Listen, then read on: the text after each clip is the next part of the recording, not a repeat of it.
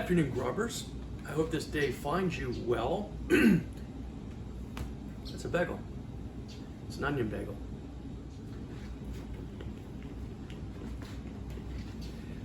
I met my first bagel when I was 13. And as you might imagine, it was a bar mitzvah in Miami. And one of my best little buddies, his name was Junkel, was having a bar mitzvah. And Junkel is a funny name. It's an odd name. It's a term of endearment because everything this little guy touched when he was a little kid, he broke. So it turned to junk. So we call him Junkel. In any event, I went to his bar mitzvah one day, and of course it was a whole big deal. You know, it's the whole day, Saturday, and they had a beautiful spread of, you know, all the good things you have at a bar mitzvah. And I saw these, what I thought were like donuts, and I said, Junkel, what is that? What is that? He said, it's a bagel. I said, what's a bagel? He said, well, you haven't had a bagel? I said, no, well, it's a bagel. He goes, oh, you gotta have it. He sliced it in half, and he said, you gotta put cream cheese and lox on it.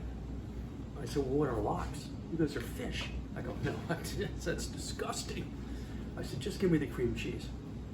He slathered it up, handed me the bagel. I almost lost my mind.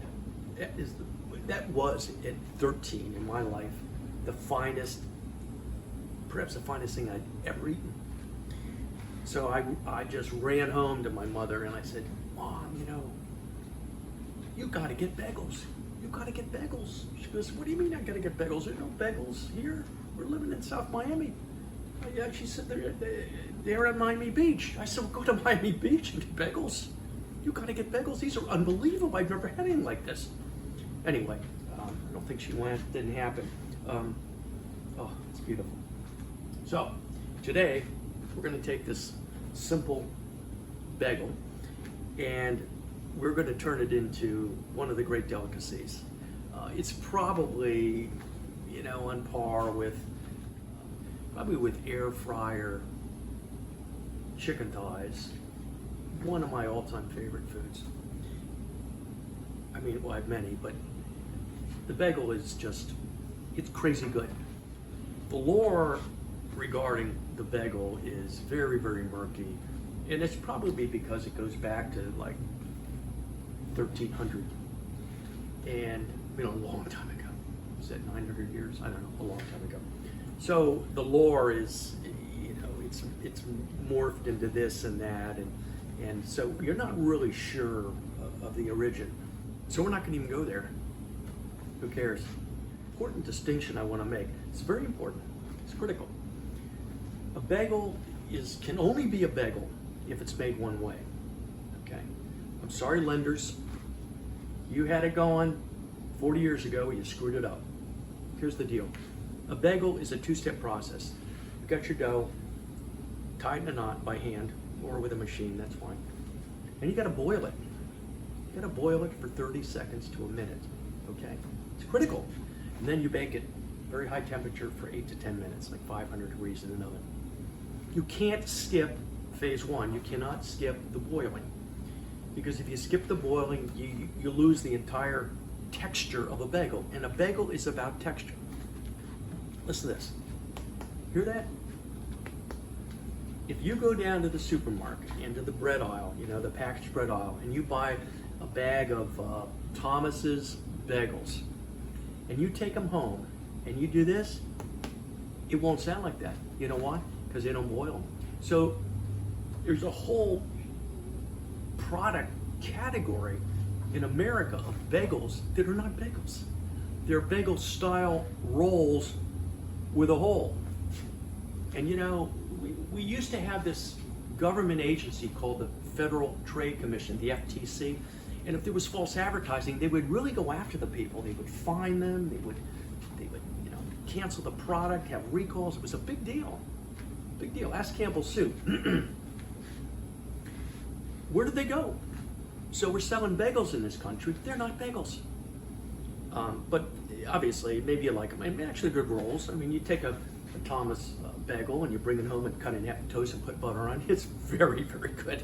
But it's not quite the same. So I am fortunate enough to have a small bagel shop that just opened down the street about 6 months ago, and it's old school. This little family makes them in the back, and they boil them and they bake them. And this is one of those. It's onion, it's gorgeous. And so we're going to use a real bagel to make probably the finest rendition of what you can do with a bagel I've ever eaten. And that's coming up. So hang tight. Real bagel, garage grubbing. Hear that thump? That's a bagel.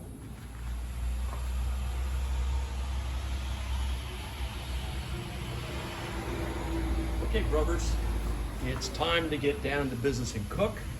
And you can see the ingredients right here. Of course, very simple, about 5. We have the star, the bagel, true, real bagel. We have an onion slice. I use the purple, a little bit more robust flavor. Sliced tomato, Italian seasoning, and olive oil. Organic, extra virgin. We get points for that stuff. So let's put it together. It'll be 3 steps. First, we're going to slice the bagel. It's not as easy as you think. These can be a little squirrely, so you got to be careful. That's why they make those machines, because people, I think the emergency rooms probably have more bagel slicing injuries than falls. I don't know. Anyway, step number 1, slice bagel. Step number 2, prep, and that means we're going to assemble. And as you know, good cooking is a lot about assemblage. I'm never going to toast it. Actually, not in that order, but you'll see. We'll be back. Well, if you've been around garage grubbing enough, you know I always forget at least one thing. Cream cheese? Yeah, cream cheese, bagel. It's like, you know, Reese cup, peanut butter, chocolate. Get it? Cream cheese. Sorry, but I wouldn't have forgotten it. I was gonna do it anyway, but it should have been in the lineup of our ingredients. Be back. Okay, let's slice a bagel here. Now, I'm not gonna do it like that. Obviously, my finger's in the way, so I'm gonna spin it around here and try to, I just poked myself, try to slice it, you know, evenly. And I wanna show you something before I finish slicing this. See this shine? See that shine? That's a real bagel. That comes from the boil. We're doing pretty well. I'd like to check along the way, so I can't stand an uneven bagel. You know, you get one at a bagel place and they completely misslice it, and so you have this like wafer and then this big fat chunk. I think I did a pretty good job there. Okay, sliced bagel. Next, phase 2, we toast it. Okay, toast. Come on, bagel, let's do it. I put it on, right on medium. I don't want to over toast it, you know, but you toast to your preference, goes without saying. Bingo. Up, you know what that means. Let's see how we're doing here. Oh yeah, oh, that's beautiful. Come on in. Look at that. Okay. Well, that's one of my favorite sights. Isn't that gorgeous? Oh, just nothing like a toasted bagel. Thank you, Jungle. Okay, time to wrap this episode up already. My gosh, I'm starving. Okay, got our cream cheese, and that's about the amount I think is appropriate. It's all about balance. And by the way, I don't use the whipped cream cheese. I use the real cream cheese. When I bite into this, I want to get a feel and taste the texture of real cream cheese, not that airy. And don't ever use light. I mean, never. That's like completely verboten. It's just don't do it. How's that look? Pretty good? Okay. Oh yeah. Okay. Tomatoes. Just basic tomato. See how hard this is? This is step 2. Yeah, it's all balanced. You don't want to, I think it's enough onion. Let's not overdo the onion there. And then, of course, this is super important. This is one of the secret ingredients. A little olive oil. Don't go nuts now. Oh yeah, that adds moisture and, well, it adds the flavor of olive oil, which is a pretty beautiful thing. And then, and that's it. That's our Ballistic Bagel. Let's go in for a close-up. Let's zoom in. Check that out. Okay, without further ado, let's please take a bite of this thing. Now, just one other thing. I know you want to just delete this show and this channel. This is not what you make for breakfast on the way to the office. And, you know, well, no one goes to the office anymore, so why am I even saying something so idiotic? If you took this in your car and drove and ate it, it would be so disgusting. Your colleagues would say, hey, why do you smell like olive oil and onion and cream cheese and a bagel and Italian spices? You'd be covered. So don't. Here we go.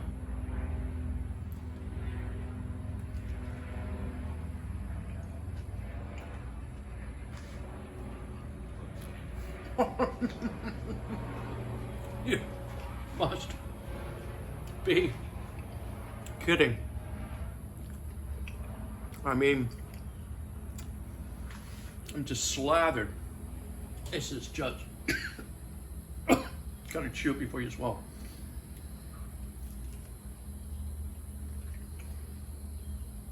I'm telling you. Oh, see what I mean? Falling apart.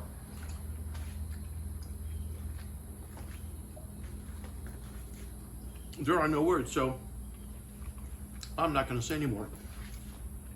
Just do it. It's Ballistic. I'm out of here. Thanks, Grubbers. Come back.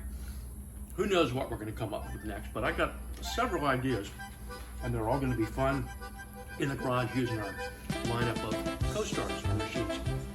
Thanks for joining.